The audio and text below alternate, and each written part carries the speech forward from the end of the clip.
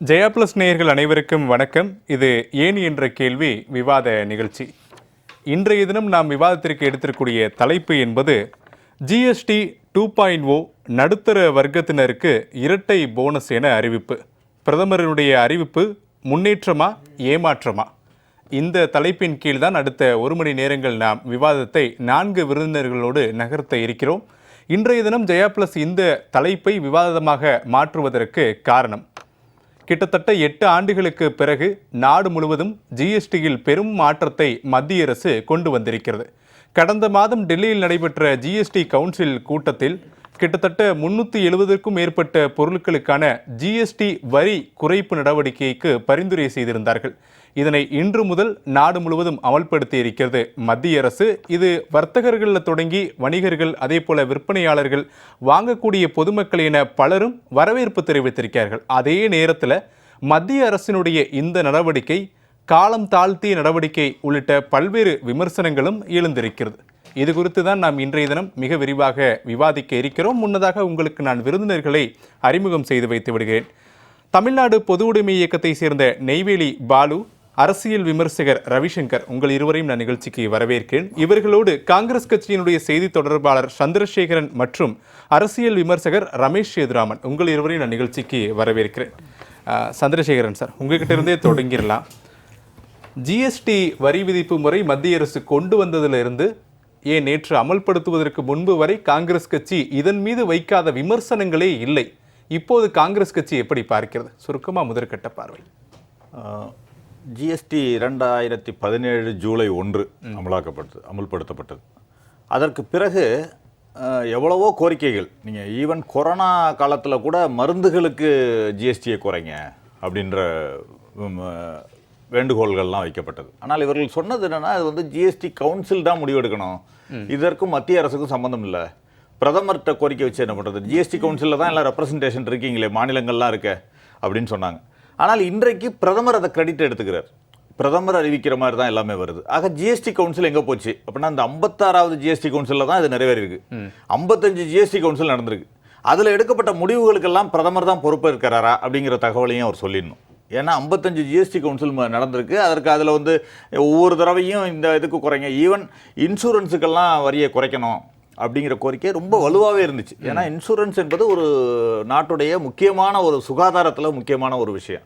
அதில் கூட நீங்கள் வரியை குறைக்கலை, இவ்வளோ 18% வரி போடுறீங்க இன்சூரன்ஸுக்கும் அப்படின்னு சொன்னப்போ குறைக்கல. ஆனால் அதில் கூட எங்களுக்கு ஒரு சந்தேகம் எனக்கு என்னவென்று சொன்னால், இன்சூரன்ஸில் இப்போ இன்றைக்கி ப்ரைவேட் செக்டார்ஸ் வந்திருக்காங்க, அவர்களை என்கரேஜ் பண்ணுறதுக்கு இது பண்ணியிருக்காங்களா அப்படிங்கிற ஒரு தகவலும் எனக்கு தெரியணும். ஏன்னா ப்ரைவேட் செக்டார் வந்த பிறகு இன்றைக்கு நிறையா இன்சூரன்ஸ் ப்ரைவேட் செக்டார்லாம் இன்றைக்கி ஆடு கொடுத்துருக்காங்க. எல்லாவற்றிலும் இவர்கள் பார்த்திங்கன்னா ஒரு அழுத்தத்தையும் கொடுத்துருக்கிறதாக தெரிகிறது. மத்திய அரசு வந்து இதை விளம்பரத்தில் எல்லோரும் விளம்பரம் கொடுக்க வேண்டும். அதாவது மோட்டார் வாகன கம்பெனிகள் தயாரிப்பு, அதாவது 2 சக்கர வாகனங்களாக இருக்கட்டும் அல்லது 4 சக்கர வாகனங்களாக இருக்கட்டும், அவர்களெல்லாம் ஜிஎஸ்டி குறைப்பிற்காக பிரதமருக்கு நன்றி தெரிவித்து விளம்பரங்கள் வெளியிட வேண்டும் என்று நிதியமைச்சகத்திலிருந்து அழுத்தம் கொடுக்கப்பட்டிருக்கிறது என்ற தகவல் வருகிறது. ஒன்று, பிரதமருக்கு நன்றி தெரிவித்து. அப்படி என்றால் இதுவரைக்கும் வரி உயர்த்தப்பட்ட பொழுதெல்லாம் யாருக்கு இவர்கள் கண்டனத்தை தெரிவிப்பார்களா, அவர்கள்லாம் கண்டனத்தை தெரிவித்தார்களா அப்படிங்கிற கேள்வி இருக்குது. அப்போல்லாம் கோரிக்கை தானே வச்சுக்கிட்டு இருந்தாங்க. இன்றைக்கு கிரெடிட்டை மட்டும் இவர் எடுத்துக்கொள்வதற்கான காரணம் என்ன அப்படிங்கிற கேள்வி இருக்குது. ரெண்டாவது, இவர் எப்பொழுதும் போல் மன் கி பாத் மோடில் அவர் பேசிட்டு போயிட்டார். வந்து இதெல்லாம் அனௌன்ஸ் பண்ணால் எல்லாருக்கும் மகிழ்ச்சி, நவராத்திரி பரிசு, எல்லோருக்கும் சேமிப்பு, நவராத்திரி சேமிப்புன்னு சொல்கிறாரு. அப்படின்னா சிவராத்திரி தூக்கத்தை கெடுத்தது பல ராத்திரிகள் 8 வருடமா நீங்கள் சிவராத்திரி தூக்கத்தை கெடுத்ததும் நீங்கள் தானே, மக்களோட தூக்கத்தை கெடுத்ததும் நீங்கள் தானே. இன்றைக்கு தமிழக சட்டசபையிலேயே ஜிஎஸ்டி அமுல்படுத்தப்பட்ட பிறகு தமிழகத்தில் 49,329 சிறு குறு தொழில்கள் வந்து மூடப்பட்டுள்ளதா அப்போ நிதியமைச்சராக இருந்த ஓபிஎஸ் பதிவு பண்ணியிருக்கார், பன்னீர்செல்வம் பதிவு பண்ணியிருக்காரு. அதன் மூலமாக 5,10,1995 பேர் வேலை இழந்ததாக சொல்லியிருக்காரு. இது சட்டசபையில் பதிவு இன்னைக்கு இருக்கு. ஜிஎஸ்டி அமுல்படுத்தப்பட்டதெல்லாம். அதையெல்லாம் நீங்கள் என்ன சரி செய்வதற்கு இந்த 8 வருஷத்தில் என்ன நடவடிக்கை எடுத்தீங்க? இப்போ திடீர்னு குறைப்பதற்கான காரணம் எது வேண்டுமானாலும் இருக்கலாம். ஆனால் மக்களுக்கு இந்த வரி குறைப்பினால் பயன் ஏற்படுகிறது என்ற வகையில் கண்டிப்பாக வரவேற்கிறோம். ஆனால் இந்த தாமதத்திற்கான பொறுப்பையும் இவர்கள் ஏற்றுக்கொள்ள வேண்டும். 2.5 லட்சம் கோடி நீங்க சொல்லியிருந்தீங்க, 2.5 லட்சம் கோடி மக்களுக்கு வந்து சேமிப்பு வருதுன்னு சொல்றீங்க. ஆனா 8 வருஷத்துல 55 லட்சம் கோடி கலெக்ட் பண்ணிருக்கீங்க. அதெல்லாம் மக்கள்கிட்ட திருப்பி தருவீங்களா?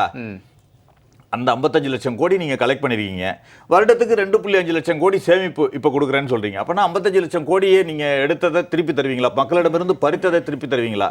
தர முடியுமா அப்படிங்கிற கேள்வி இருக்கா இல்லையா? நீங்கள் இதை வந்து ஏன் அதாவது காங்கிரஸ் அரசாங்கம் ஜிஎஸ்டியை அறிமுகப்படுத்த வேண்டும் என்று அந்த திட்டத்தை எடுத்து வந்த போதே சிங்கிள் ஜிஎஸ்டி, சிம்பிள் ஜிஎஸ்டின்னு தான் கொண்டு வந்தாங்க. அப்படின்னு தான் கொண்டு வந்தாங்க. இன்றைக்கு மாநிலங்களுக்கும் அதனால வருவாய், இன்னொரு விஷயத்தையும் இங்கே குறிப்பிட விரும்புகிறேன், மாநிலங்களுக்கு அதனால வருவாய் இழப்பு ஏற்படுகிறது அப்படிங்கிற ஒரு கோரிக்கையும் வைக்கப்படுகிறது. அது இன்னைக்கு வரைக்கும் அவங்க கன்சிடர் பண்ணலன்னு வச்சுக்கோங்க. நீங்கள் உங்களுக்கு அதிகாரம் இல்லாத ஒரு ஜிஎஸ்டி கவுன்சிலின் மீது ஒரு அழுத்தம் கொடுத்து இவ்வளவு வரிகளை குறைக்க முடிகிறது என்று சொன்னால், உங்கள் கையில் இருக்கும் அதிகாரம் இருக்கின்ற ஒரு கார்பரேட்டுகளுக்கான டாக்ஸை உயர்த்துங்க. உயர்த்தி ஏன் நீங்கள் அதை வந்து மாநிலங்களுக்கு இழப்பீடாக கொடுக்கக்கூடாது? கார்பரேட் டாக்ஸை உயர்த்தலாமே. நீங்கள் வந்து கார்பரேட் டாக்ஸை குறைச்சிங்களே, இன்றைக்கு ஏன் அதை உயர்த்தக்கூடாது? அது எந்த பொதுமக்களும் பாதிக்கப்பட மாட்டாங்களே. இன்றைக்கு வந்து சுங்க கட்டணம் உயர்த்தப்பட்டிருக்கிறது, பெட்ரோல் டீசல் விலை குறைக்கப்படவில்லை. நீங்க அதனால இன்றைக்கு இன்னும் விலைவாசி வந்து அப்படியே இருக்கிறது. நீங்க மக்களுக்கு இந்த சேமிப்பு இதெல்லாம் வரும்னு சொல்றீங்க, இது ஃப்ரிட்ஜ் குறையும், வாஷிங் மிஷின் குறையும்னு கிட்டத்தட்ட 300 பொருட்களுக்கான வரி குறையும்லாம் அறிவிப்பு வெளியே வந்திருக்கிறது. ஆனால் இன்னும் இப்போ சுங்க கட்டணத்தை ஏற்றுவதன் மூலமாக ஏற்கனவே பெட்ரோல் டீசல் விலை குறையாமல் இருக்கும் சூழ்நிலையில் இன்றைக்கு சுங்க கட்டணமும் உயர்த்தப்பட்டால் மறுபடியும் காய்கறி விலை, சரக்கு கட்டணங்கள் விலையெல்லாம் உயரத்தானே செய்யும். அப்படின்னா மீண்டும் மக்கள் பாதிக்கத்தானே செய்வாங்க. ஆக ஏன் பெட்ரோல் டீசல் விலையை குறைக்காமல் இன்னும் அப்படியே வைத்துக் கொண்டிருக்கிறீர்கள் என்ற கேள்வியும் அரசாங்கத்தை நோக்கி எழுப்ப வேண்டிய தேவை இருக்கிறது. அதனால இது ஒரு ஏதோ ஒரு இந்த கட்டாயத்தின் காரணமாக, அதான் என்ன கட்டாயம்? இப்போ 2024 மக்களவை தேர்தலுக்கு முன்பு இதை அறிவித்திருந்தாங்க அப்படின்னா நாடு முழுவதும் நடைபெறக்கூடிய தேர்தல், இது ஒரு தேர்தலுக்கான ஒரு மூலதனமாக இருக்கும் நம்ம யோசிச்சிருக்கலாம். இப்போ அப்படி எதுவுமே இல்லையே. இன்னும் சொல்ல போனால் இன்னும் 1 மாதத்தில் பீகார் சட்டமன்ற தேர்தல் தான் வரப்போகுது. எந்த அடிப்படையில், எந்த நோக்கத்தில் இந்த முறை இந்த டைம் அதை இம்ப்ளிமெண்ட் பண்ணியிருக்காங்க நீங்கள் சொல்கிறீங்க? இல்லை, அதுதான் அழுத்தத்தின் காரணமாகன்னு சொல்கிறேன். ஏன்னா இந்திய பொருளாதாரம் சரிவடையும் நிலையில் போய் கொண்டிருக்கிறது ஒன்று. இரண்டாவது, நீங்கள் இன்றைக்கு அவர் குறிப்பிட்டதே பார்த்தீங்கன்னா மக்களுடைய வாங்கும் திறனை அதிகரிக்கிறோம்னு சொல்கிறாங்க. அப்படின்னா இதுவரைக்கும் வாங்கும் திறன் இல்லாமல் இருந்தார்களா என்ற கேள்வி இருக்கா இல்லையா? இந்த 8 வருஷமா வாங்கும் திறனை பாதிக்கக்கூடிய ஒரு ஜிஎஸ்டியை நீங்கள் அமல்படுத்தி இருந்திருக்கீங்க, அதை ஒத்துக்கிறீங்கல்ல? ஆக மக்களுடைய வாங்கும் திறன் இல்லை, மக்களுக்கு பாதிக்கப்பட்டிருக்கிறாங்க ஜிஎஸ்டினாலையும். அது குளறுபடியான ஜிஎஸ்டி, 7 வகையான ஜிஎஸ்டியை கொண்டு வந்து மக்கள் மேல வதைச்சாங்க. சிறு குறு தொழிலெல்லாம் நலிவடைஞ்சு பாதி மூடிட்டாங்க. அதையெல்லாம் மறுபடியும் இது பண்றதுக்கு என்ன பண்ணினீங்க? மறுபடியும் புதுப்பிக்கிறதுக்கோ மீண்டும் அதை கொண்டு வருவதற்கோ நீங்க என்ன செய்தீர்கள் என்பதை சொல்லணும். அதை எதுவும் சொல்லல, தானாக எல்லாம் வந்துடாது. ரெண்டாவது, எங்களுடைய முன்னாள் நிதியமைச்சர் சொன்ன மாதிரி ஒரு 2-3 காரணங்களை சொன்னார். மந்தமான வளர்ச்சி காரணமாக இருக்கலாம், வீட்டு சேமிப்பு குறைந்து கொண்டே வருவதன் காரணமாக இருக்கலாம், வீட்டு கடன் அதிகரிப்பதன் காரணமாக இருக்கலாம், பீகார் உட்பட சில மாநில தேர்தல் காரணமாக இருக்கலாம், ட்ரம்பின் வரி விதிப்பு காரணமாக இருக்கலாம், அல்லது இவை அனைத்துமே காரணமாக இருக்கலாம். இதுதான் எங்களுடைய அந்த இப்பொழுது ஒரு அழுத்தத்தின் காரணமாக வேறு வழியில்லாத நிலையில் இந்த ஜிஎஸ்டி குறைக்கப்பட்டிருக்கிறது என்பதுதான் எங்களுடைய கருத்து. சரி, ரமேஷ் ராமன் சார், ஜிஎஸ்டியில் மாற்றம் கொண்டு வர போகிறோம் அப்படின்னு மத்திய அரசு அறிவித்த உடனே காங்கிரஸ் கட்சியுடைய விமர்சனம், மத்திய அரசு ஒரு முட்டுச்சந்தில் போய் மாட்டிக்கிட்டாங்க, இனிமேல் எந்த பக்கமும் திரும்ப முடியாது, பின்னாடியும் வாங்க முடியாது. ஸோ என்ன பண்ணுறாங்க, திருப்பி நாங்கள் ஒரு புதிய பாதையை உருவாக்குறோம் அப்படின்ற ஒரு நாடகத்தை அரங்கேற்றி இருக்கிறாங்கன்னு விமர்சனம் வைத்தார்கள். இந்த விமர்சனம் இப்போதும் வைக்கப்படுகிறது, இது சரியா? இல்லை, இதில் ஒரு பல விஷயங்கள் இருக்குது. முதல்ல வந்து இப்போ ஜிஎஸ்டியை குறைக்கிறேன் அப்படின்னு சொல்லிட்டு ஒரு பப்ளிசிட்டி தேடுறாங்க அப்படின்னு வந்து நம்ம சந்திரசேகர் சார் சொன்னார். இப்போது காங்கிரஸ் ஆட்சி காலத்தில் எந்த ஸ்கீமை கொண்டு வந்தாலும் அப்போ அவங்க பப்ளிசிட்டி தேடிக்கலையாங்கிற ஒரு விஷயம் இருக்குது. ஒரு உதாரணத்துக்கு சொல்கிறேன். இன்னைக்கு நீங்கள் நெடுஞ்சாலை சம்மந்தப்பட்ட இதில் வந்து நெடுஞ்சாலையில் பயணிக்கிறீங்க அப்படின்னா இந்த சுங்க கட்டணம் சம்மந்தமாக ஒரு போர்டு வச்சுருக்காங்க அப்படின்னா அதில் பிரதமர், அந்த துறையை சார்ந்த இவர் மந்திரி, அவர் யாரு, நிதின் கட்கரி, இவங்க போட்டோ இருக்கும். நீங்க காங்கிரஸ் யூபி ஆட்சி காலத்துல போய் பாருங்க, அந்த எந்த போர்ட்ஃபோலியோலையும் சம்பந்தம் இல்லாத சோனியா காந்தி அம்மையார் படம் எல்லாத்துலயும் இருக்கும். அப்போ அதெல்லாம் வந்து பாத்தீங்கன்னாக்கா அது என்ன விளம்பர தேடல் கிடையாது. அப்போ என்ன விஷயம்? அதே மாதிரி ஜிஎஸ்டியை பத்தி சொல்றாரு. காங்கிரஸ் இருந்திருந்தாலும் ஜிஎஸ்டியை கொண்டு வந்திருப்பாங்க. அவங்க ஜிஎஸ்டியை கொண்டு வரணும் அப்படின்னு நான் சொன்னா அவங்க பீரியட்ல ஏன் பண்ணல அப்படிங்கிற ஒரு மிகப்பெரிய கேள்வி இருக்கு. சிம்பிள் ஜிஎஸ்டின்னு அவங்க 1008 ஈஸியா சொல்லிட்டு போலாம். ஆனா அவங்க ஆட்சி காலத்தில் இருந்த வரின்னு சும்மா சொல்றதை விட அது வந்து வரி பயங்கரவாதம்னே சொல்லலாம். சிதம்பரம் அவர்கள் எதுக்கு எடுத்தாலும் வரி. இந்த செஸ் எல்லாம் இன்னைக்கு வந்து இன்னும் பிஜேபி தான் போட்ட மாதிரி பேசுறாங்க. அது தவறுன்னு இன்னைக்கா இருந்தாலும் எந்த அரசா இருந்தாலும் சொல்றோம். ஆனா அதை கொண்டு வந்த புண்ணியாத்மா யாருன்னு கேட்டீங்கன்னா ப. சிதம்பரம் அவர்கள் அப்படித்தான் கொண்டு வந்தார். இந்த மாதிரி மட்டும் இல்ல, எக்கானமியை வீக்கன் பண்ற அத்தனை விஷயத்தையும் ரொம்ப தெளிவா குறுகிய நோக்கோடு செய்தவர்கள் காங்கிரஸ்காரர்கள். அடுத்த விஷயத்துக்கு வருவோம். இப்போ என்ன பொருட்கள், நான் ஒரே ஒரு விஷயம் மட்டும் கேட்பேன் சார். இப்போ தீபாவளிக்கு பர்ச்சேஸ் இதுக்கப்புறம் பண்ணாங்கன்னா எல்லாருக்கும் மக்களுக்கு நவராத்திரி விட்டுருங்க, நவராத்திரியை தொடர்ந்து அடுத்தது தீபாவளி வரப்போகுது. அதே மாதிரி அடுத்தது நம்ம கிறிஸ்மஸ், நியூ இயர், பொங்கல் எல்லாம் பார்க்க போறோம். இனிமே வந்து ஃபெஸ்டிவல் சீசன் தான். ஆமா. அப்படி இருக்கும்போது இங்கே மக்களுக்கான ஏற்கனவே பொருட்களுக்கான சுமை வந்து கூடியிருக்கு. இதை பண்ணதுக்கான ஒரு 4-5 காரணம் இருக்கு. ஒண்ணு, அந்நிய நாட்டுக்கு எக்ஸ்போர்ட் பண்ண வேண்டிய விஷயங்கள், குறிப்பா அமெரிக்காவிற்கு எக்ஸ்போர்ட் செய்ய வேண்டிய இதெல்லாம் நிறைய தேக்கம் அடைஞ்சிருக்கு. இப்ப ஆயத்த ஆடைகள் பெருவாரியாக எடுத்தீங்கன்னாக்க தேக்கம் அடைஞ்சிருக்குன்னா அதை நீங்க உள்நாட்டுல கன்சியூம் பண்ணணும் அப்படின்னா ஏதாவது குவாலிட்டி வேற, அப்போ அதுக்கான விலை அதிகமா இருக்கும். அதை நீங்க பண்ணணும்னா இப்ப இந்த ஜிஎஸ்டி குறைப்புங்கிறது அது ஒரு உள்நாட்டிலேயே வந்து கன்சியூம் பண்றதுக்கு ஒரு பெரிய அட்வான்டேஜா இருக்கும். அதே மாதிரி நிச்சயமா எக்கானமிங்கிறது வந்து ஸ்லோ டவுன் ஆயிருக்கு. வெளியில மத்திய அரசு என்ன வேணா சொல்லலாம், ஆனா ஸ்லோ டவுன் ஆயிருக்குன்னா இட்ஸ் அ குளோபல் பினாமினா அப்படிங்கறதையும் நம்ம கவனத்துல எடுத்துக்கணும். எல்லா நாடும் வந்து இது பண்றதுல எல்லா நாட்டிலையும் நீங்க வந்து பொருளாதாரம் எந்த அளவுக்கு வளர்ச்சி அடைஞ்சிருக்குன்னு பாருங்க. அதை வச்சு சொல்லிடலாம் எல்லா நாட்டிலையும் ஒரு பொருளாதார தேக்கம் இருக்கிறது. அப்படி இருக்கக்கூடிய சமயத்துல பொருளாதாரத்தை எப்படி ஊக்குவிக்கிறது? வாகனங்கள் சரியா விற்கல, என்னதான் நம்பர்ஸ் சொன்னா கூட அதுல பல கேள்விகள் இருக்கு. வாகனங்கள் தேக்கம் அடைந்துள்ளது, எக்ஸ்போர்ட்லயும் பிரச்சனை, உள்நாட்டு கன்சம்ஷன்லயும் பிரச்சனை. இந்த மாதிரி ஒவ்வொரு விஷயத்துக்கும் எடுத்துக்கொண்டே போனால் அதை எப்படி ஊக்குவிப்பது? அப்போ விலையை குறைச்சாதான், விலையை குறைக்கணும்னா என்ன பண்ணணும்? ஜிஎஸ்டியை குறைக்கணும். ஆக மொத்தம் அதைத்தான் இந்த அரசு இப்பொழுது செய்திருக்கிறதுன்னு பாக்குறோம். உடனே என்ன கேள்வி கேட்பாங்க, இதை கொண்டு வந்தது யாரு? ஆரம்பத்திலே ஹையர் ஸ்லாப்ல வச்சிருந்தது யாரு? உண்மைதாங்க, ஹையர் ஸ்லாப்ல இந்த அரசு கொண்டு வந்தது கரெக்ட் தான். ஆனா ஜிஎஸ்டி கவுன்சில்ல நீங்கள் ஆளக்கூடிய மாநிலங்களும் இருக்கு. அவங்க இந்த மாதிரி ஜிஎஸ்டியை குறைன்னு சொல்லியிருக்காங்களா? உங்க கூட்டணியில் இருக்கக்கூடிய திமுக இப்ப லேட்டஸ்ட் ரெக்கமெண்டேஷன்ல அந்த ஜிஎஸ்டி கவுன்சில்ல ரெப்ரசன்ட் பண்ண ஒரு மினிஸ்டர் என்ன சொல்லியிருக்காரு? ஜிஎஸ்டியை குறைக்கணும்னு சொல்லிருக்காரா, குறைக்க கூடாதுன்னு சொல்லிக்கிறாருன்னு ஒரு கேள்வி இருக்கா இல்லையா? அப்ப ஏன் அவங்க குறைக்க கூடாதுன்னு சொன்னாங்க? அப்ப அதுக்கு எதிராக நீங்க ஒரு கண்டனம் தெரிவிக்க வேணாம், ஒரு தோழமை சுட்டுதல் அப்படின்னு சொல்லலாம் இல்ல? கோயலிஷன் தர்மா அப்படின்னு ஒரு வார்த்தையை வந்து ஒரு வாட்டி மன்மோகன் சிங் அவர்கள் இது பண்ணாரு, நிர்பந்தம் அப்படிங்கிறது தர்ம சங்கடமான ஒரு நிலைமைங்கிறதுக்கு கோயலிஷன் தர்மாங்கிற மாதிரி ஒரு விஷயத்த சொன்ன. அந்த மாதிரி அந்த கோயலிஷன் ஒரு தர்ம சங்கடத்துல இருக்கீங்களா? அதனாலதான் நீங்க வந்து திமுக தரப்பை நோக்கி நீங்க அந்த கேள்வியை கேட்கலையாங்கிற ஒரு கேள்வி இருக்கு இல்லையா? பொருட்கள் விவகாரத்துல நீங்க ஜிஎஸ்டி வரத்துக்கு முன்னாடி பாத்தீங்கன்னா எப்படி இருக்குன்னா, தில்லியில இருந்து தமிழகத்துக்கு ஒரு பொருள் வரணும். தில்லியில இருந்து ஆரம்பிச்சு ஒவ்வொரு மாநிலமாக உத்தரப்பிரதேசத்துக்குள்ள நுழையும் போது அங்க வந்து நீங்க சுங்க வரி கட்டணும். அதை கட்டி முடிச்சதுக்கு அப்புறம் அதற்கு அடுத்தபடியாக வரக்கூடிய மாநிலத்துல நீங்க அதை கட்டணும். அதுக்கு அடுத்து வரக்கூடிய மாநிலம், இப்படியாக 4-5 அடுக்கு வந்துட்டு மாநிலத்தில் இருக்கக்கூடிய டாக்ஸையும் நீங்க கட்டணுங்கிற மாதிரியான அந்த மொத்த வரியும் பாத்தீங்கன்னா கன்சியூமர் தலையில் தான் வந்து விடிஞ்சுது. இன்னைக்கு நாடு தழுவிய அளவுல பொதுவாக இந்த ஜிஎஸ்டி அமல்படுத்தப்பட்டிருக்கிறது. எல்லாமே 100% பர்ஃபெக்டா இருக்குன்னு சொல்ல முடியாது.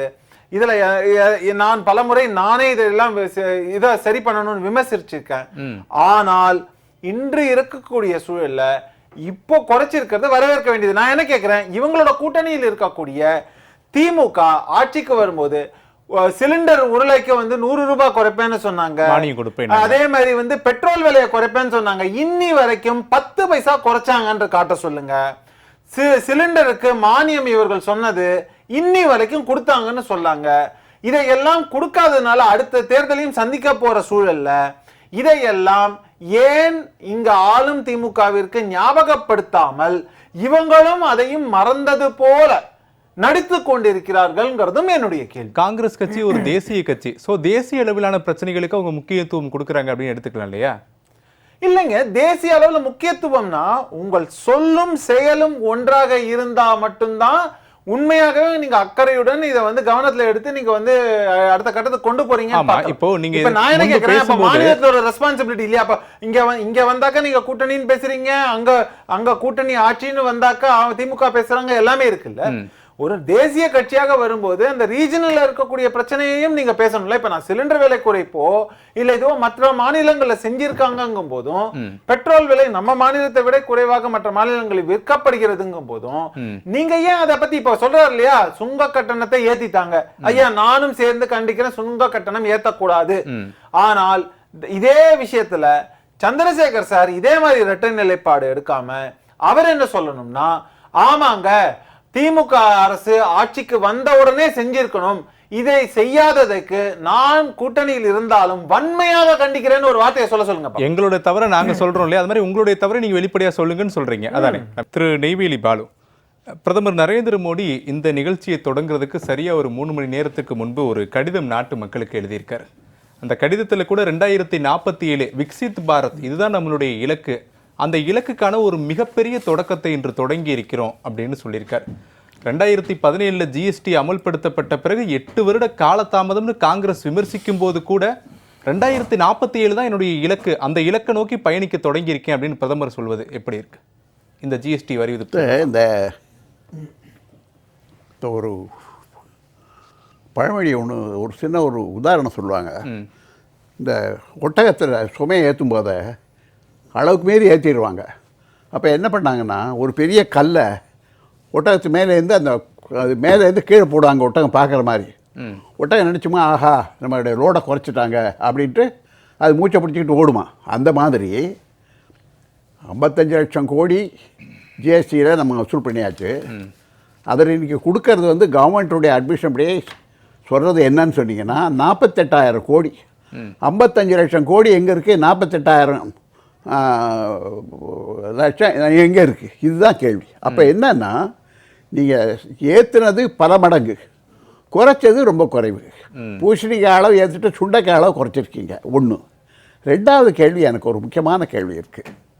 இதில் பார்த்தீங்கன்னா, இப்போ நான் ஒரு 4 நாளாக பார்க்குறேன், எல்லா பத்திரிகையிலையும் 2 பக்கம் 3 பக்கம் விளம்பரம். என்ன தெரியுங்களா, கார், ஸ்கூட்டர், பைக்கு.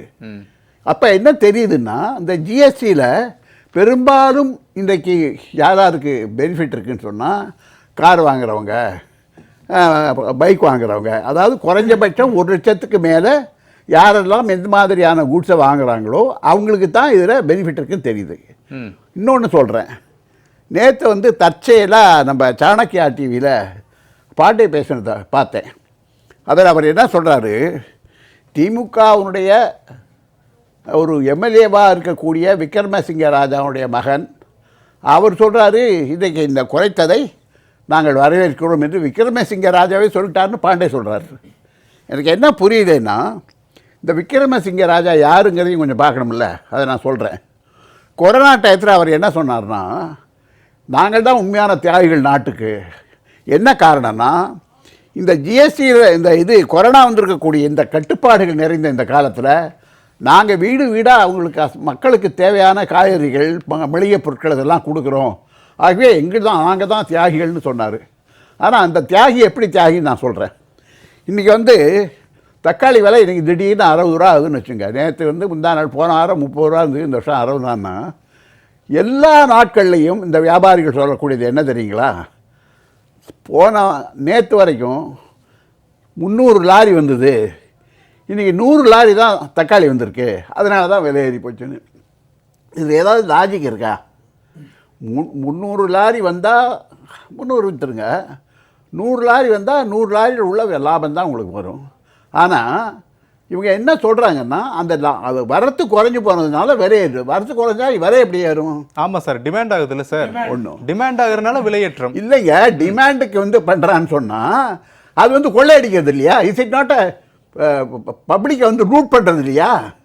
அதாவது அவர் என்ன விக்ரமசிங்க ராஜா சொல்கிறாருன்னா, 300 லாரியில் வரக்கூடிய வருமானம் எனக்கு 100 லாரி இருக்கும்போதே வரணும், அதானே அர்த்தம். அப்படின்னா என்ன அர்த்தம்? நீங்கள் ஆர்டிஃபிஷியலாக ஏற்றுறீங்க. அது காரணம் என்னன்னு சொன்னால், இந்த நாட்டில் விவசாயம் பண்ணுறவனும் அந்த பொருளை உற்பத்தி பண்ணுறவனுக்கும் அதை மார்க்கெட் பண்ணுறவனுக்கு மத்தியில் இருக்கக்கூடிய இந்த இந்த நடுத்தர வர்க்க இந்த ஏஜென்ட்டுகள் இருக்காங்க இல்லையா, இந்த மிடில் மேன், இடைத்தரகர்கள். இந்த மிடில் மேன் பண்ணக்கூடியதான் இன்றைக்கு காரணம். இப்போ உதாரணமாக நான் ஒன்று சொல்கிறேன். கடந்த 2 வருஷமா சாதாரணமான எசென்சியல்ஸ், மக்களுக்கு தேவையான அரிசி, பருப்பு, எண்ணெய், காய்கறி, இது எல்லாமுடைய விலைகள் 60லேருந்து 100 விழுக்காடு வரைக்கும் ஏறி இருக்கு. நேற்று நான் போய் ஒரு பச்சரிசி வாங்கினேன். 1 கிலோ பச்சரிசி 80 ரூபா. எந்த காலத்திலையுமே 56 ரூபாய்க்கு மேலே பச்சரிசி விலை போனதில்லை. அப்போ 56 ரூபாயிலேருந்து 80 ரூபா வந்திருக்குன்னு சொன்னால் இந்த 24 ரூபாங்கிறது கிட்டத்தட்ட 45 விழுக்காடு இன்றைக்கு ஏறி இருக்கு, அதிகம். அதே மாதிரி நீங்கள் எண்ணெய் வந்து 120 ரூபாங்கிறது நீங்கள் 160 ரூபாய்க்கு கீழே எந்த எண்ணெயும் கிடையாது. மாதிரி பருப்பு எடுத்துக்கிட்டிங்கன்னா துவரம் பருப்பு வந்து 100 110 இருந்தது, இன்றைக்கி 160க்கு கீழே எந்த பருப்புமே கிடையாது. அது மாதிரி உளுத்தம் பருப்பு, பாசி பருப்பு, இதெல்லாம். அப்போ என்னென்னா மக்களுடைய எசென்சியல் கமாடிட்டிஸை பொறுத்தளவில் இந்த ஜிஎஸ்டியை குறைக்கிறதுனால எவ்வளோ தூரம் அது குறைய போகுது, 1. 2வது, விலைவாசி கடந்த 2 அல்லது 3 ஆண்டுகளில் 60 விழுக்காடு ஏறி இருக்கிறது என்று சொன்னால் 60லேருந்து 100 என்று சொல்கிறாங்க. நான் 60ன்னு எடுத்துக்கிறேன், லோயரே எடுத்துக்கிறேன்.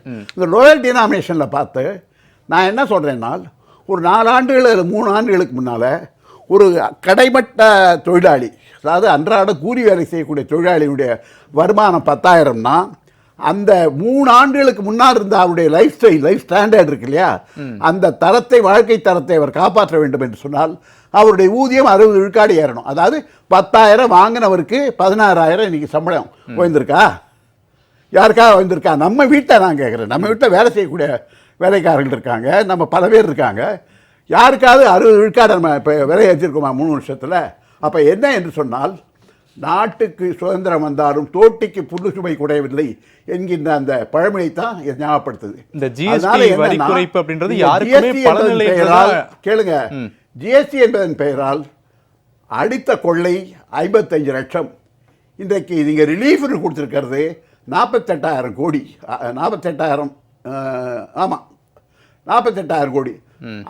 55 லட்சம் இங்கே இருக்குது, 48,000 கோடி இங்கே இருக்குது. அதனால தான் என்ன சொல்கிறேன்னா, இந்த ஒட்டகத்துக்கு இதுலேருந்து இந்த கல்லை தூக்கி போடுற மாதிரி வசூல் பண்ணுறது பல மடங்கு குறைப்பது. அப்புறம் இன்னொரு முக்கியமான விஷயம், இந்த ஜிஎஸ்டி கவுன்சிலில் ஒவ்வொரு தரமும் தகராறு நடக்கும். என்ன நடக்கும் என்று சொன்னால், விலையை குறைக்கணும்னு சொல்லும்போது நிர்மலா என்ன சொல்லுவாங்க, நிர்மலா சீதாராமன், அது எங்களுக்கு தெரியாது, நீங்கள் மாநிலங்கள் தான் இருக்கீங்க ஜிஎஸ்டி கவுன்சிலில், நீங்கள் முடிவு பண்ணுறது தானே, நாங்கள் ஒன்றும் தலையிடவே முடியாதுன்னு. இப்போ நான் என்ன கேட்குறேன்னா, இந்த தரம் ஆகஸ்ட் 15 சுதந்திர தின உரையில் பிரதமர் சொல்கிறாரு நாங்கள் ஜிஎஸ்டி குறைக்க போகிறோம்னு சொல்லிட்டு.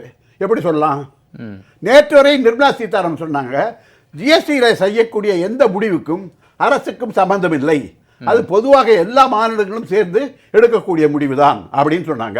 அப்போ எப்படி குறைச்சிங்க? 1. 2வது, நேற்று குறைச்சது கூட ஜிஎஸ்டி கவுன்சிலில் பேசுதா?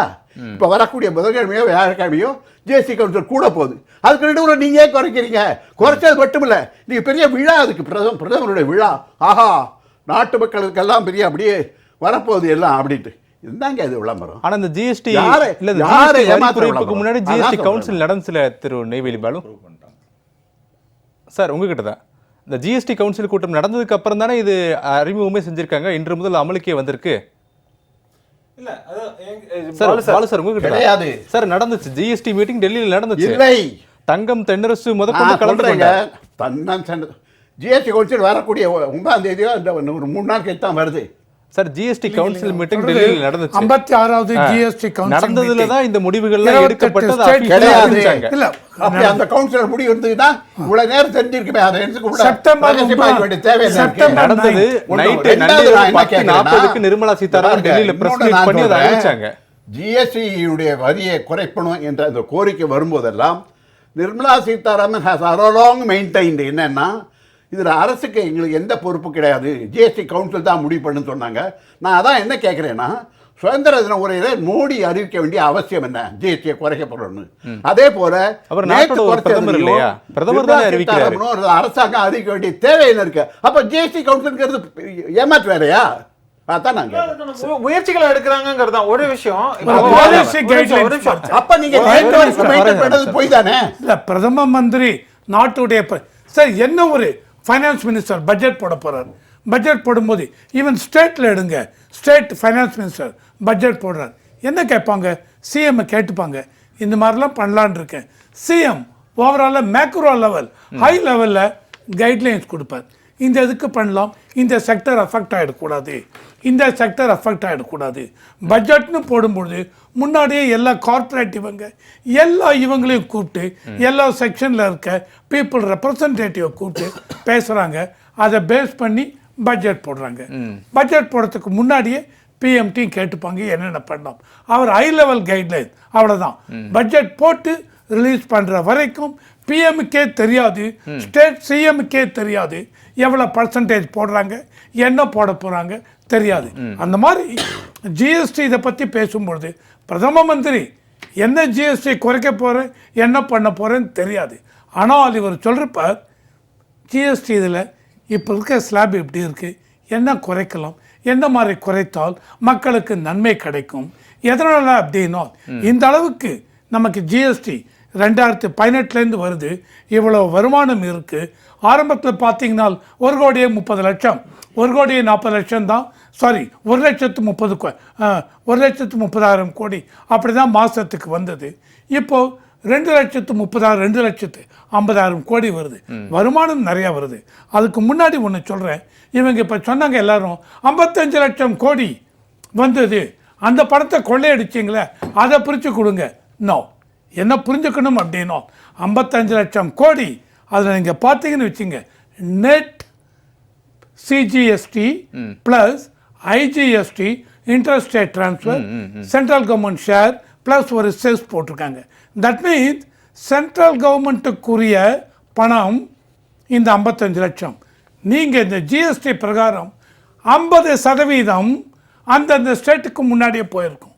அப்போ ஸ்டேட்டு 55 லட்சம், ஒரு சிஜிஎஸ்டி மட்டும் 30 லட்சம் கோடி, 35 லட்சம் கோடின்னு வச்சுங்க. அப்போ ஸ்டேட்டு 28 ஸ்டேட்டு, யூனியன் டெரிட்டரி 35 லட்சம் கோடி உங்ககிட்ட வந்திருக்கு. நீங்கள் கொள்ளடிச்சிங்களா? நீங்கள் இந்த பணத்தை கொடுக்க போகிறீங்களா மக்களுக்கு? ஸோ இது இதை புரிஞ்சுக்காம நம்ம பேசக்கூடாது.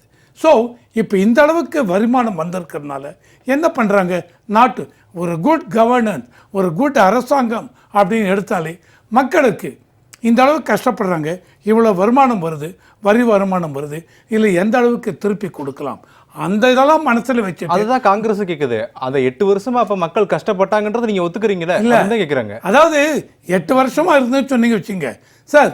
8 வருஷம் நான் முன்னாடி அதுக்கு தான் சொன்னேன். ஆரம்பத்தில் மாதத்துக்கு 1,30,000 கோடி, 1,35,000 அப்படி தான் வந்துட்டு இருந்து. இப்போ இந்த பணத்தை வச்சு நீங்கள் என்ன பார்க்கணும்னா எந்த அளவுக்கு இன்ஃப்ராஸ்ட்ரக்சர் டெவலப்மெண்ட் பண்ணிருக்காங்க.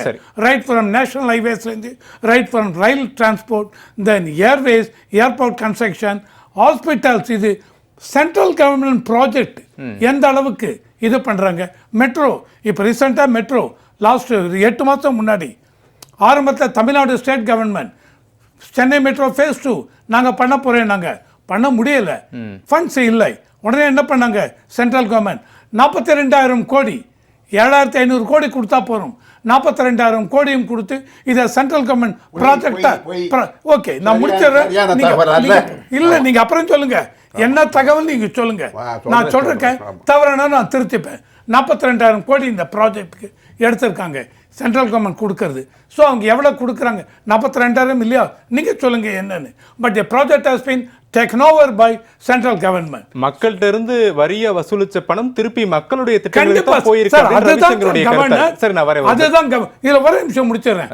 முன்னாடி ஒரு ரமேஷ் சேதுராமன் சொன்ன மாதிரி இதுக்கு முன்னாடி 2014க்கு முன்னாடி நீங்கள் பார்த்தீங்கன்னு வச்சுங்க, ஸ்டேட்டு எந்த அளவுக்கு central government state government GST இல்லாமல் இந்த வரி, ஸ்டேட் வரி, எக்ஸைஸ் வரி, ஆக்ட்ரா, இது அது இதுன்னு ஒரு 25-30 வரி இருந்தது. இப்போ எல்லாத்தையும் எடுத்து விட்டு ஜிஎஸ்டின்னு ஒன்று. ஜிஎஸ்டி சார் நாங்கள் தான் முதல்ல திங்க் பண்ணோம், கரெக்டு, தவறு இல்லை, நீங்கள் தான் திங்க் பண்ணீங்க. ஆனால் இம்ப்ளிமெண்ட் பண்ணது பிஜேபி பீரியட்ல. அதுவுமே நாங்க சொன்ன மாதிரி இம்ப்ளிமெண்ட் பண்ணல. நீங்க என்ன சொன்னீங்க, மக்களுக்கு சாதகமா ஒரு வரி விதிக்க முற்பட்டோம் காங்கிரஸ் சொல்றாங்க இல்லையா? Very good. என்ன நீங்க சொன்னீங்க, இவங்க என்ன இம்ப்ளிமெண்ட் பண்ணல அதை சொல்லுங்க. நாங்க இப்படிதான் சொன்னோம், நாங்க இந்த மாதிரி தான் இருக்கா, டாக்குமெண்ட் இருக்கா உங்ககிட்ட, பப்ளிக்கில் போடுங்க. நாங்கள் அன்னி தேதிக்கு இந்த மாதிரி பேச்சு இருக்கோம், இந்த மாதிரி 4 ஸ்லாப் இருக்கக்கூடாது, 2 ஸ்லாப் தான், 5%, 18% அதுதான் இருக்கணும், இல்லை அதுவும் இருக்கக்கூடாது, 5% தான் இருக்கணும் அப்படின்னு காங்கிரஸ் சொன்னாங்களா, சொல்லியிருந்தாங்க. அப்படின்னா அந்த லீடர்ஸ் போடட்டும், பேப்பரை போட்டு இதில் பிரஸ்ல சொல்லட்டும்.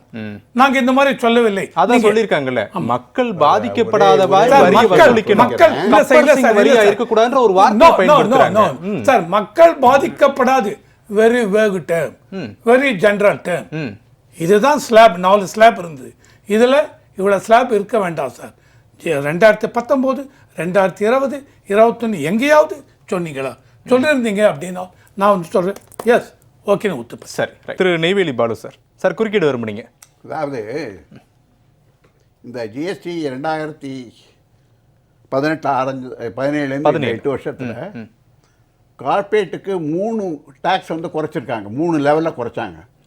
அது என்ன பேரில் குறைச்சாங்கன்னா, இந்த ஸ்டார்ட் அப் இண்டஸ்ட்ரி அப்படின்னு ஒரு புதுசாக ஒரு அமைப்பு ஒன்று உருவாக்குனாங்க. அதில் வந்து 3 தரம் 25லேருந்து 22, 22லேருந்து 18ன்னு 3 தரம் ஜிஎஸ்டியை குறைச்சாங்க, டேக்ஸை குறைச்சாங்க. அது இன்னி வரைக்கும் ஏன் அனௌன்ஸ் பண்ணல? அப்போது அரசாங்கம் விரும்பினால் ஜிஎஸ்டியை குறைக்கும் போது அனௌன்ஸ் பண்ணுறதில்ல. அதை யாராவது கீழே இருக்கக்கூடிய ஸ்டேட் கவர்மெண்ட்டை கேட்டாச்சுன்னு சொன்னால் அதெல்லாம் இல்லை, ஜிஎஸ்டி கவுன்சில் தான் முடிவு பண்ணுறதுன்னு சொல்கிறீங்க. அப்போ என்னன்னா, உங்களுக்கே வந்து டபுள் டாக் டபுள் ரோல் அது நீங்கள் பண்ணுறீங்க. அது தப்பு. இன்னொன்று நான் சொல்கிறேன், எவ்வளவு தரம் ஜிஎஸ்டியில் பல முறை எல்லா ஸ்டேட்டும் பல ஸ்டேட்டுகள் வந்து சொல்லியிருக்காங்க இதை குறைக்கணும் போதெல்லாம். அன்றைக்கி நிர்மலா சீதாராமன் என்ன சொன்னாங்க?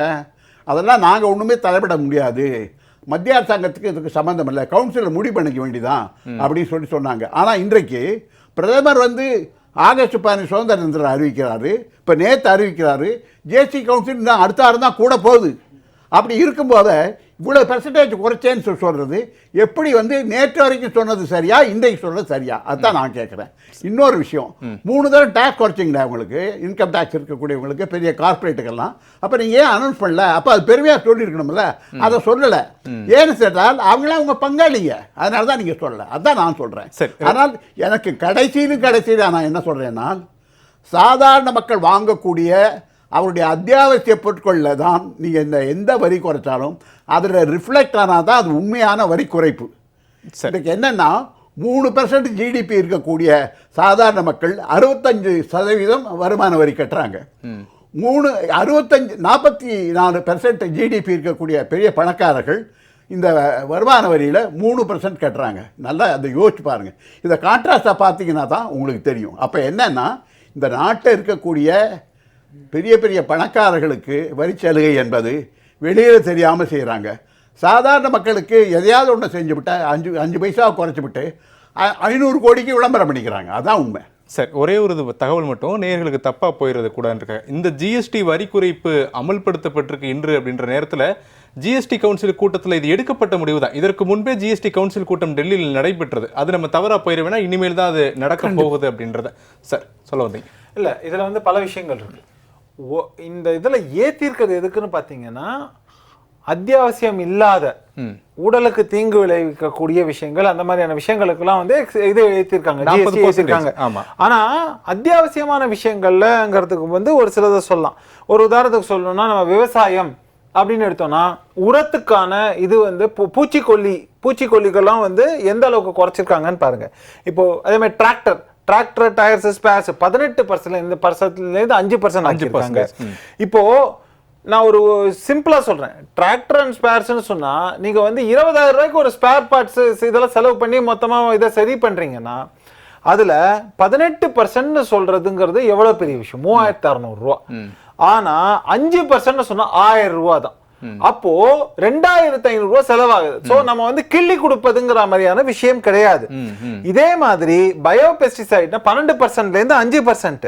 ட்ரிப் இரிகேஷன் சிஸ்டம், ஏன்னா நம்ம தண்ணியை சேமிக்கணும்னு சொல்றோம், ரொம்ப ஒரு கரெக்டான மெத்தட்ல சயின்டிபிக் மெத்தட்ல அக்ரிகல்ச்சர் கொண்டு போகணும் போது அதுக்காக 12%லேருந்து 5% பாதிக்கும் கீழே கொண்டு வந்திருக்கோம். இந்த மாதிரியாக ஒவ்வொரு விஷயம்.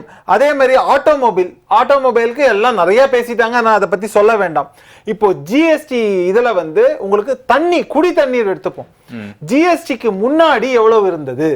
கிட்டத்தட்ட 28% ஏதோ இருந்தது. ஜிஎஸ்டில 18% சொன்னாங்க. அத்தியாவசியம் தண்ணி. ஆனா எத்தனை வருஷம் ஆயிருந்தாலும் அட்லீஸ்ட் இப்பயான 5% கீழே கொண்டு வந்திருக்காங்க. சிமெண்ட் கன்ஸ்ட்ரக்ஷன் இதுன்னு சொன்னா அது எவ்வளவு முக்கியம்? 40% கிட்டத்தட்ட இருந்தது. மூடைக்கு 300 ரூபாய் வரைக்கும். ஆமா, அப்படி இருந்த ஒன்று இன்னைக்கு பாத்தீங்கன்னாக்கா எல்லாம் குறைச்சு கொண்டு வந்திருக்காங்க. அப்படிங்கும்போது அது எவ்வளவு பெரிய 18% இப்போ அதுவும் ஃபர்தர் குறைச்சிருக்காங்க போது அது எவ்வளவு பெரிய விஷயம்ங்கிறத நீங்க பார்க்கணும். அதே மாதிரி ஹெல்த் கேர் செக்டர் இப்போ நான் சொல்றேன் இன்சூரன்ஸ் இதை குறைச்சிருக்காங்க. ஆனா ஒரு சில இன்சூரன்ஸ் கம்பெனிகள், பேராசை பிடித்த இன்சூரன்ஸ் கம்பெனிகள் இந்த ரீசன்ட் டைம்ல இந்த ஜிஎஸ்டி வரப்போகுதுங்கிற டைம்ல வெளியிலேயே சொல்லாம அவங்களுடைய பாலிசியோட இதை வந்து ஏத்திருக்காங்க, சந்தாவை ஏத்திட்டாங்க. ஆமா, பிரீமியத்தை ஏத்திருக்காங்க. அது ஒரு முக்கியமான ஒரு ரொம்ப கடுமையாக கண்டிக்க வேண்டிய ஒன்று அப்படிங்கறத கவனத்துல எடுத்துக்கணும். அப்படி இருந்தா கூட பாதி ஜிஎஸ்டி அளவுக்கு சேவிங்ஸ் இருக்குங்கிறது ஒரு பாயிண்ட். ஆனா மொத்தமா போய் மக்களுக்கு சேரணுங்கிறது தான் விஷயம். அதே மாதிரி கல்வி அப்படின்னு எடுத்தீங்கன்னா மேப்ஸ், சார்ட் எல்லாம் ஜிஎஸ்டி போடுறீங்கன்னு சொன்னாங்க. ஆனா நமக்கு ப்ரீ ஜிஎஸ்டிலயும் அதிகப்படியாக இருந்தது, அது பாதியாக இருந்தது. இப்போ ஜிஎஸ்டி இதுல இப்போ ஒண்ணுமே இல்லைன்னு சொல்லிட்டாங்க. பென்சில்லேருந்து எக்ஸசைஸ் புக்கு, நோட் புக்கு இது எல்லாமே 12%லேருந்து ஒண்ணுமே இல்லைன்னு சொல்லிட்டாங்க. முன்னாடி எல்லாம் இருந்தது, வரி போட்ட எல்லாத்துக்குமே ஜிஎஸ்டி வந்ததுக்கு அப்புறம் ஐயோ நீங்க ஜிஎஸ்டி போட்டீங்கிற மாதிரியான ஒரு பிரச்சாரம். இப்போ அது இல்லைன்னும் போது அட்லீஸ்ட் இந்த சமயத்துல பண்ணிருக்காங்களேன்னு வரவேற்போம். அதுக்காக வந்து எங்கெங்கெல்லாம் வந்து அத்தியாவசியம் இருக்கிறதோ மக்களுக்கு பர்டன் இருந்ததா நான் சொல்லுவேன், இருந்தது.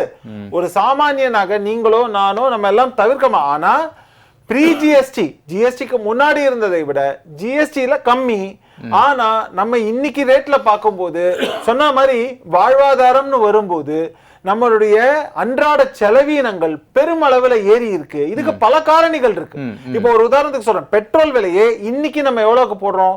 101 ரூபாய்க்கு கம்மி, 100 ரூபாய்க்கு மேல அப்படின்னு வச்சுங்க. 101.8 காசு, அப்படி 80 காசு அப்படின்னு கூட வச்சுக்கோங்க. ஆனா இது வந்து 4-5 வருஷமா இந்த விலை ஏறி இருக்காங்கிறத பாருங்க. அப்படிங்கறதையும் நம்ம கவனத்துல எடுத்துக்கணும். சோ ஒரு கன்சிஸ்டன்டா இருக்கும்போது இதையெல்லாம் நம்ம ஃபேக்டர் பண்ணணும். சார் சொன்னாரு நீங்க வந்து இது பேர் என்ன, நம்ம சுங்க வரியை வந்து நீங்க ஏத்திட்டீங்கன்னாக்கா அதனால இது நிச்சயமா அதை எல்லாரும் காரணமா சொல்லுவாங்க. ஆனா நீங்க ஒரு குட்ஸ் ட்ரக் ஃபுல்லா கொண்டு வரீங்கன்னாக்க அதுக்கு ஒரு மதுரையில நீங்க கொண்டு வரீங்க சார், அதுக்கு 3000 ஆகுது சார். ஆனா நீங்க கொண்டு வரக்கூடிய பொருளுடைய மதிப்புங்கிறது இதுல எவ்வளவுங்கிறது நம்ம பார்க்கணும்ல. குறைஞ்சது வந்து ஒரு 30 லட்சம் ரூபாய்க்கு இருக்கும். அப்போ இன்னைக்கு நீங்க வந்து ஒரு 1000 ரூபாய் கூட கட்டுறீங்க அப்படின்னாக்க அதை நீங்க டிவைட் பண்ணி பாத்தீங்கன்னா அதுக்கு அந்த பொருளுக்கான நிஜமாகவே நீங்க எவ்வளவு கட்டுறீங்கிற ஒரு விஷயம் இருக்கு இல்லையா. இந்த மாதிரியாக நம்ம லாஜிக்கா உட்கார்ந்து பார்த்தோம்னா எதிர்கட்சிகள் நிஜமாகவே மக்கள் மீது அக்கறை இல்லை.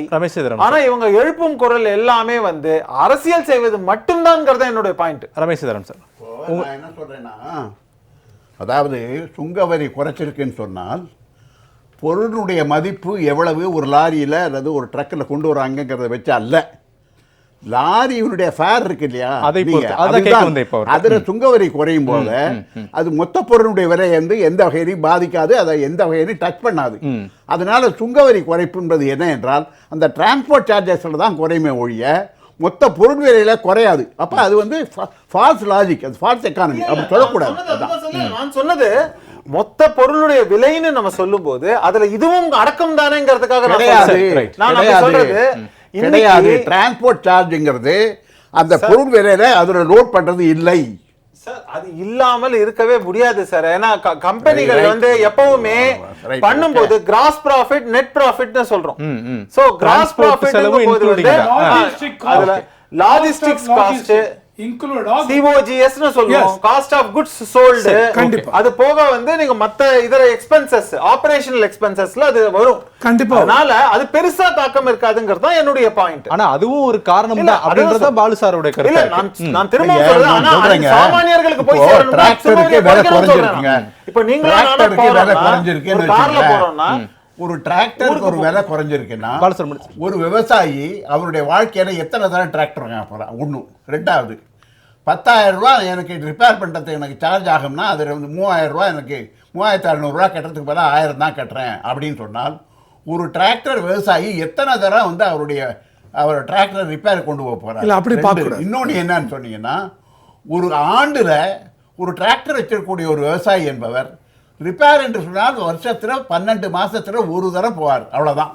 அப்போ அந்த ஒரு தரம் போகிறதுல 3,600 ரூபாயில் நீங்கள் வந்து 2,500 ரூபா குறைச்சிட்டோன்னு சொன்னால் அவருடைய மொத்த எக்ஸ்பென்சஸில், இப்போ நீங்கள் இதுக்கு சொல்கிறீங்க இல்லையா, மற்ற குட்ஸுக்கெல்லாம் சொல்கிறீங்க இல்லையா, அதனுடைய இதெல்லாம் லோட் பண்ணுறோம், அது வந்து லாஜிஸ்டிக்ஸ் எல்லாம் சேர்த்துருக்கோன்னு சொல்கிறீங்க இல்லையா, அதை மாதிரி தான் நான் என்ன சொல்கிறேன்னா, ஒரு ஃபார்மிங் ஆப்ரேஷன், ஒரு விவசாயம் செய்யக்கூடிய உற்பத்தியினுடைய அதுக்கு இருக்கக்கூடிய காஸ்ட்டில் நீங்கள் வந்து இந்த டிராக்டருடைய ரிப்பேருக்கான அந்த ஸ்பேர் பார்ட் விலை குறையிறது அல்லது டிராக்டருடைய விலை குறைவது என்பது அது எவ்வளோ தூரம் டைரெக்டாக அவருடைய உற்பத்தி பொருளை வந்து எப்படி ரிஃப்ளெக்ட் ஆகும் அப்படிங்கிறத சொல்றேன். இல்ல சார், இது எப்படி பார்க்கணும் அப்படின்னா, ஒரு ஃபார்மர் இல்ல, இந்தியா பூரா எவ்வளவு ஃபார்மர் இருக்காங்க, அத்தனை பேருக்கும் எல்லாருக்கும் ஒரே சமயத்தை டிராக்டர் ரிப்பேர் ஆகுமா? ஆகாது. இருந்தாலும் ரிப்பேர் சார்ஜஸ், டிராக்டர் காஸ்ட் இவ்வளவு குறைஞ்சிருக்கு. Entire agriculture major item it has been brought down to 5%. ஒரு குறுகிய வட்டத்துல பார்க்காதீங்க, இது ஒரு பார்க்க- மிகப்பெரிய விஷயம் exactly. அப்படின்றது ரவிசங்கர் Exactly. சொல்றாரு. பதில் பால் இல்ல. சார், இல்ல, இல்ல, இல்ல, இல்ல, இல்ல, இல்ல, கேட்ட கேள்விக்கு இதுதான் பதில் இல்லை. இல்ல, இதுதான் shave பண்றோம். இல்ல, இல்ல, தினம் இதுதான் சாப்பிடுறோம். So, இதுதான் நெய் விலை, வெண்ணெய் விலை குறைஞ்சிருக்கு. தினம் shave பண்றோம். அதோடைய ஷேவிங் கிரீமோட விலை குறைஞ்சிருக்கு. குறைஞ்சிருக்கு. இந்த மாதிரியாக அத்தியாவசிய பொருட்களின் விலையும் சரி, குறைக்கப்பட்டிருக்கிறது. ஓகே. சந்திரசேகரன், காங்கிரஸ் கட்சி ஆட்சி காலத்திலையும் இதே வரி விதிப்பு முறை இருந்தது, ஆனா பல அடுக்குல இருந்தது. நாங்க இப்ப கிட்டத்தட்ட 4 அடுக்குகளா இருந்துச்சு, அதையுமே 2 அடுக்கா மாத்திட்டோம். 2 அடுக்கா மாத்துறதுக்கு முன்பு வரை எப்ப நீங்க குறைப்பீங்க அப்படின்னு கேட்ட காங்கிரஸ், குறைச்சதுக்கு அப்புறம் இதிலும் அரசியல் செய்கிறார்களே அப்படிங்கிறாங்க. அரசியல் இல்ல, கேள்வி எழாம இருக்காது எதுலையுமே. நீங்க ரமேஷ் ராமன் சொன்னதுல ஒரு கரெக்ஷனு, ஒரு பெட்ரோல் விலையில குறைப்பு சொல்றோம்னு சொன்னாங்க தமிழக அரசு. 2021 வந்த உடனேயே 3 ரூபா பெட்ரோலுக்கு விலையை குறைச்சாங்க. இல்ல பெட்ரோல் விலையை குறைச்சாங்க, டீசல் விலையை குறைக்கல. இல்ல பெட்ரோல் விலை நீங்க குறைக்கப்பட்டது, பெட்ரோல் விலை இல்ல. குறைக்கல. ஒன்று. இரண்டாவது, பெட்ரோல் விலை வந்து கடந்த 3 வருடங்களாக அதே விலையில கன்சிஸ்டன்ஸாக மெயின்டைன் பண்ணுறோம் அப்படின்னு சொல்கிறாங்க. இவங்க ஏற்றும் பொழுது, விலையை ஏற்றும் பொழுது, அதாவது இன்டர்நேஷ்னல் மார்க்கெட்டில் என்ன ப்ரைஸோ அதைத்தான் நீங்கள் ஆயில் கம்பெனிஸ் நிர்ணயம் பண்ணுறாங்கன்னு சொன்னாங்க. ஆனால் இன்டர்நேஷ்னல் மார்க்கெட்டில் விலை உயர்ந்த பொழுது அந்த இதை வந்து பெட்ரோல் விலையை, டீசல் விலையெல்லாம் ஏற்றுனாங்க, இந்தியாவில் ஏற்றப்பட்டது. ஆனால் விலை குறைந்த பொழுது, நீங்கள் இதே மன்மோகன் சிங் அவர்களுடைய ஆட்சியில் $140 இருந்துச்சு ஒரு கச்சா எண்ணெயோட விலை. அப்போ 72 ரூபா தான் நம்ம இங்கே இந்தியாவில் வித்துக்கிட்டு இருந்தோம். இன்னைக்கு 70 ரூபாய்க்கெல்லாம் நீங்கள் 2 வருஷமா, 2.5 வருஷமா, 3 வருஷமா உக்ரைன் வாருக்காக ரஷ்யாவிலேருந்து வாங்கிட்டு இருக்கோம். 70 ரூபா, 50 ரூபா. ஆனால் அந்த விலை குறைப்பு கன்சியூமருக்கு போய் சேர்ந்துச்சா அப்படிங்கிறது தான் கேள்வி. இவங்க நீங்க பெட்ரோல் டீசல் விலைன்றது வந்து எல்லாவற்றையும் நிர்ணயிக்குது. நீங்க இன்றைக்கு சரக்கு சேவை வரி இது சொல்றீங்கல்ல, எல்லாமே விலைவாசி உயர்வு என்பது வந்து பெட்ரோல் விலையில தான், டீசல் விலையில தான் மெயினா இருக்கு. ஏன்னா வாகனங்கள் மூலமா தான் சரக்குகள் எல்லாம் ஒரு இடத்துல இருந்து ஒரு இடத்துக்கு கொண்டு செல்லப்படுகிறது. சுங்க கட்டணமும் பெட்ரோல் டீசல் விலையும் இதில் மிகவும் முக்கியமான ஒரு அத்தியாவசியமான விஷயமான விலையேற்றத்துக்கு காரணமே அதுதான். அதை வந்து இவர்கள் ஏற்றி இந்த 2 வருடங்கள்ல இன்றைக்கு ரஷ்யாவில் வாங்குற கச்சா எண்ணெயோட விலையை கம்பேர் பண்ணீங்கன்னா 35 ரூபாய்க்கு கன்சியூமருக்கு கொடுக்கலாம். நீங்க லாபத்தையுமே வைத்து 35 ரூபாய்க்கு கொடுக்கலாம். ஆனால் இவர்கள் 102 ரூபாயிலேயே வைத்துக்கிட்டு கன்சிஸ்டன்சியா நாங்க 2 வருஷமா வைத்துக்கிட்டு இருக்கோம். அதுலயும் இவர்களுடைய பிளே, அதாவது இதுவரைக்கும் நான் சொன்னேன்ல, ஜிஎஸ்டி கவுன்சில் தான் முடிவெடுக்கும் சொல்லிட்டு பிரதமர் முடிவெடுத்து அறிவிக்கிறார் இந்த ஜிஎஸ்டி வரி குறைப்பை. அதே மாதிரி முன்பெல்லாம் என்ன சொன்னாங்கன்னா, ஆயில் கம்பெனிஸ் தான் முடிவு பண்ணுது, எங்களுக்கு கிடையாது, இன்டர்நேஷனல் மார்க்கெட் பிரைஸுக்கு தகுந்த மாதிரி ஆயில் கம்பெனிஸ் தான் முடிவு செய்யும் என்று சொன்னவர்கள் ஒரு பக்கம். இன்றைக்கு கன்சிஸ்டண்டா நாங்க வைத்துக் கொண்டிருக்கிறோம் விலைன்னு அதை அந்த கிரெடிட்டை இவங்க எடுத்துக்கிறாங்க. நீங்க திட்டங்களுக்கு, விளம்பரங்களுக்கு எல்லாம் பிரதமர் பெயர் இதெல்லாம் எப்பொழுதுமே எந்த காலத்திலும் இருக்கும் என்பது அது மாற்று கருத்து இல்லை. ஆனால் இவர் வந்து திட்டங்களுக்கோ மற்றவர்களுக்கோ சொல்றது முதல்ல ஓபன் பண்றதை பண்ணுவாங்க. ஆனா வந்தே பாரத் ஒவ்வொரு ரயிலுக்கும் போய் கொடியாட்ட மாட்டாங்க. எந்த பிரதமரும் இது வரைக்கும் கொடியாட்டினது இல்லை. ஒரு ரயில் இந்தியாவில் எங்கேயாவது வந்தே பாரத் ரயில் பிரதமர் கொடியாட்டாமல் போயிருக்குன்னு நீங்க சொல்லுங்க, நான் ஒத்துக்கிறேன். இப்படித்தான், அதாவது இவரே கண்டுபிடித்த மாதிரி, அந்த வந்தே பாரத் ரயிலே இவரே கண்டுபிடித்த மாதிரி, எந்த திட்டமாக இருந்தாலும் இவர் கிரெடிட் எடுத்துக்கொள்வது மட்டும் பிரதமர் எடுத்துக்கொள்வதும், ஏதாவது தவறோ அல்லது மக்களுக்கு தீங்கு செய்யும் விஷயங்களோ, மக்களுக்கு தீமை செய்யும் ஏதோ நடந்தது என்று சொன்னால் அதை மற்றவர்கள் மீது சொல்லிவிட்டு குற்றம் சுமத்தி தப்பித்துக் கொள்வதுமாக மட்டுமே இந்த அரசு தொடர்ந்து செய்து கொண்டிருக்கிறது. அதுதான் இந்த ஜிஎஸ்டி விஷயத்திலும் நடந்திருக்கிறது. இன்னும் ஒரே ஒரு விஷயம் மட்டும், நீங்க இந்த விளம்பரங்கள் எல்லாம் பக்கம் பக்கம் வர்றதை பார்த்தோம்னா, தேர்தல் நிதி பத்திரங்களையும் நாம் விரைவில் அதை எங்க யாருக்கு எங்கு எப்படி போகிறது, பாஜக அரசிற்கு தேர்தல் நிதி பத்திரங்கள் மூலமாக எவ்வளவு வருமானம் அடுத்து வரும் காலங்களில் வருகிறது என்பதை பார்த்துதான் ஜிஎஸ்டி குறைப்பில் பயனடைந்தவர்கள் யார் என்பதையும் நம்ம பார்க்க முடியும். அப்படிங்கிறது தான் நான் பார்க்கிறேன். ஏன்னா இந்த ஏஜிஏ ஆடிட்ல 7.5 லட்சம் கோடி ஊழல், அது மட்டும் இல்லாமல் தேர்தல் நிதிப்பத்திரங்கள் வாங்கியவர்கள், அதாவது பாஜகவிற்கு கொடுத்தவர்களுக்கெல்லாம் கான்ட்ராக்ட் சென்று இருக்கிறது. இதெல்லாம் நம்ம கடந்த காலத்தில் பார்த்துருக்கோம். அதே மாதிரி இப்போது ஜிஎஸ்டி குறைப்பின் மூலமாக பயனடைந்தவர்கள் மூலமாக பாஜக என்ன பயனடைகிறது என்பதையும் நாம் விரைவில் பார்க்க போகிறோம். அது சம்பந்தமான விவாதமும் கண்டிப்பாக நடக்கும். ரமேஷ் சேதுராமன் தொடக்கத்தில் 2 கேள்வி கேட்டார். பெட்ரோல் டீசலுக்கு நீங்க பதில் சொல்லிட்டீங்க, சிலிண்டருக்கு 100 ரூபாய் மானியம் தரேன்னு சொன்னீங்களே, அதை பத்தி கேட்டீங்களேன்னாரு. கண்டிப்பா நிதி ஆதாரத்தை அதுக்கு பல முறை தமிழக அரசு விளக்கம் கொடுத்திருக்கிறது. பெட்ரோல் டீசல் விலையா இருக்கட்டும், இப்ப நீங்க மகளிருக்கு உரிமை தொகை கொடுக்கிறது, அது மாதிரி நிதி ஆதாரத்தை பொறுத்து எல்லாவற்றையும் நாங்கள் செய்வோம் என்ற உறுதியையும் அவங்க அளிச்சிருக்காங்க. இன்றைக்கு மத்திய அரசு செய்ய வேண்டிய விஷயம் அது. நீங்க 100 ரூபாய் மானியமே கொடுக்க தேவையில்லை. ஆனா டிஎம்கே திமுக தேர்தல் வாக்குறுதி எப்பொழுதுமே பாத்தீங்கன்னா இல்ல, நீங்க தேர்தல் வாக்குறுதி என்பது ஒன்றுமே செய்யாமல் இருக்கும் அரசுகள் இருக்கின்றன. பாஜக அரசு மாதிரி 2 கோடி பேருக்கு வேலை வாய்ப்பு அதெல்லாம் சொன்னா பல லிஸ்ட் போகும். சரி, ஓகே. அவங்க வந்து 10 வருஷம் ஆகியும் 10 வருடங்கள் ஆகியும் சொல்லி செய்யாத வாக்குறுதிகள் பாஜக அரசிடம் நிறைய இருக்கின்றன. ஆனால் 4 வருடங்கள் ஆகி கிட்டத்தட்ட ஒரு 70-80% இவர்கள் செய்திருக்கிறார்கள். இந்த நிதி ஆதாரத்தை வைத்துக்கொண்டு தமிழக அரசு செய்திருக்கிறது என்பதையும் நாம் பார்க்கணும். ரவிசங்கர், அதாவது நிறைவா சுருக்கமா, தேர்தல் வாக்குறுதிங்கிறது யார் வேணாலும் கொடுக்கலாம், எந்த கட்சியும் கொடுக்கலாம். அக்கௌண்டபிலிட்டிங்கிறது கிடையாது. அந்த ஒரே காரணத்துக்காக தான் 2024 பார்லிமெண்ட் எலெக்ஷனில் காங்கிரஸ் அவங்க சொன்னாங்க, ஒவ்வொரு வீட்லையும் புவர் ஃபேமிலி ஒரு மகளிருக்கு 1 லட்சம் ரூபாய் வருஷத்துக்கு கொடுப்போம்னாங்க. என்ன ஃபைனான்சியல் இம்ப்ளிகேஷன்? அட்லீஸ்ட் 10 கோடி விமன் எடுத்துங்க, 10 கோடி இன்ட்டு 1 லட்சம் என்ன ஆச்சு? எவ்வளவு லட்சம் கோடி ஃபண்ட்ஸ் இருக்கா? இல்லை. இதுதான் வாக்குறுதி, பொய்யான வாக்குறுதி. 2வது ஜிஎஸ்டி, பெட்ரோல் நான் முடிச்சிடுறேன். பெட்ரோல் நீங்க பெட்ரோல்ல வேட் காம்பனன்ட் எவ்வளவுன்னு பார்க்கணும். பேஸ் பிரைஸ் எவ்வளவு, வேட் காம்பனன்ட் எவ்வளவு, அந்த வேட் காம்பனன்ட்ல சென்ட்ரல் கவர்மெண்ட் வேட் எவ்வளவு, ஸ்டேட் கவர்மெண்ட் வேட் எவ்வளவுன்னு பார்க்கணும். அந்த மாதிரி பார்த்தீங்கன்னு வச்சுங்க, ஸ்டேட் கவர்மெண்ட் இப்போ தமிழ்நாட்டில் ஸ்டேட் கவர்மெண்ட் வேட் எவ்வளவு குறைச்சிங்களா? குறைக்க முடிஞ்சுதா? அதை நீங்கள் குறைங்க. இல்லை, எல்லா ஸ்டேட் கவர்மெண்ட் ஒத்துங்க, petrol and diesel should be brought under GST. ஒத்துப்பீங்களா? ஒத்துட்டா இந்த பிரச்சனையே இல்லை. ஸோ அதனால் ஏதோ யதார்த்தமாக பார்க்கணும் சார். இந்த ஜிஎஸ்டி 2 ரிவிஷனுங்கிறது அருமையான ஒரு இது. எல்லா மக்களுமே சொல்கிறாங்க. மெயினாக லோ இன்கம் இது, மிடில் இன்கம் இவங்க, அவங்களுக்கு கண்டிப்பாக டெய்லி இதுலேருந்து ப்ரைஸ் இது எந்த அளவுக்கு குறையும், அதனால் அவங்களுக்கு சேவிங்ஸ் பொட்டென்ஷியல் எவ்வளோ வரும், அந்த சேவிங்ஸ் பொட்டென்ஷியல் இதையும் தாண்டி இதெல்லாம் குறையிறதுனால சேல்ஸ் இன்க்ரீஸ் ஆகும். சேல்ஸ் இன்க்ரீஸ் ஆகுறதுனால ப்ரொடக்டிவிட்டி இன்க்ரீஸ் ஆகும். It leads to economic growth. சரி சார், சுருக்கமாக ஒரே வரையில் நேரம் முடிச்சுக்க சொல்கிறாங்க. ஒரே ஒன்று தான் நான் ஒரே நிமிஷத்தை நான் முடிச்சுக்கிறேன். எந்த நீங்கள் சீர்திருத்தம் என்று வரி சீர்திருத்தம் என்று சென்றாலும் சாதாரண மக்களுடைய வாழ்க்கையில் அது பிரதிபலித்தா தான் அது உண்மையான வரி சீர்திருத்தம். 2வது, உலகத்தின் 3வது பொருளாதாரம் எங்களுதுன்னு சொல்கிறீங்க. 3வது பொருளாதாரம்ங்கிறது வந்து வெறும்னு மொத்தம் வால்யூம் வச்சு முடிவு பண்ணுறது இல்லை, தனிநபர் வருமானங்கிறது முக்கியம். இப்போ வந்து ஜெர்மனியில் இருக்கக்கூடிய அங்கே இருக்கக்கூடிய தனிநபர் வருமானம் இந்தியாவில் இருக்கக்கூடிய சாதாரண வருமானத்தை போல 20 மடங்கு. ஆக இதை போய் வந்து உலகத்தில் நான் 3வது பொருளாதாரமா ஆயிட்டேன்னு சொல்றதுனால சாதாரண தனிநபர் வருமானம் ஏறி இருக்காங்கிறதா. ஓகே ரமேஷ் சார், ஒரே வரையில் சுருக்கமா நிறைவா. திரும்ப நம்ம பேசுறதுங்கிறது இப்போ குறைச்சிருக்காங்க, அதனால அதை வரவேற்போம்.